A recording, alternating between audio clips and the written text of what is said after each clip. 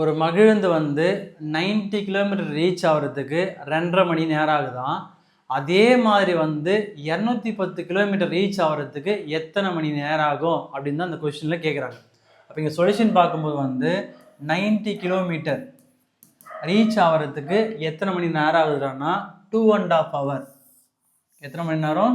2.5 hour. இந்த ஹவரை நான் மினிட்ஸாக மாறேன். அப்போ 2 hours பார்க்கும்போது 2 × 60 வந்து 120 வரும். அப்போ 120 + 30 minutes ஆட் பண்ணால் 150 minutes வரும். ஓகேவா? அப்போ என்ன கேட்குறேன்னா 210 கிலோமீட்டர் ரீச் ஆகிறதுக்கு எத்தனை மணி நேரம்னு கேட்குறாங்க. ஃபர்ஸ்ட் நமக்கு என்ன தெரியும்? நம்மளுக்கு 1 கிலோமீட்டர் ரீச் ஆகிறதுக்கு எத்தனை மணி நேரம் தெரியும். ஃபார் எக்ஸாம்பிள் நானே ஒரு பைக்கில் போகிறேன்னா ஒரு 1 கிலோமீட்டர் ரீச் ஆகிறதுக்கு 5 minutes ஆகுறாங்கன்னா நான் ஒரு 10 கிலோமீட்டர் ரீச் ஆகிறதுக்கு 10 × 5 மல்டிப்ளை பண்ணணும். அப்போ எனக்கு ஃபஸ்ட்டு பேசிக்காக என்ன தெரியணும்?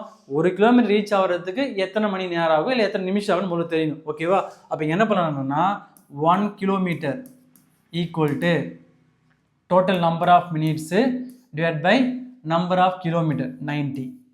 அவன் என்ன கேட்குறாங்க? 210 கிலோமீட்டர் ரீச் ஆகிறதுக்கு எத்தனை மணி நேரம் ஆகும்னு கேட்குறாங்க. ஓகேவா?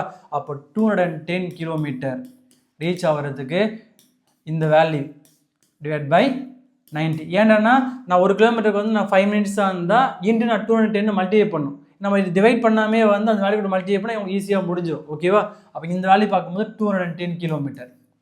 இந்த ஜீரோவும் இந்த ஜீரோவும் கேன்சல் ஆகிடும். இது 3 3s இது 3 7s. இது 1 times, இது என்ன பண்ணாங்க 50 times வரும். அப்போ என்ன பண்ணாங்க 50 × 17 வரும். 50 × 70 இது மல்டிப்ளை பண்ணால் 350. அப்போ 350 minutes. ஓகேவா? அப்போ இது ஹவராக கன்வெர்ட் பண்ணுறதா இருந்தால் நம்ம 60ஆல் டிவைட் பண்ண வேண்டியதான். 5 6 30. அப்போ 300. அப்போ ரிமைண்டர் பார்க்கும்போது 15 வரும். அப்போ என்ன கொஸ்டின் ஆன்சர் பார்க்கும்போது 5 hours 50 minutes.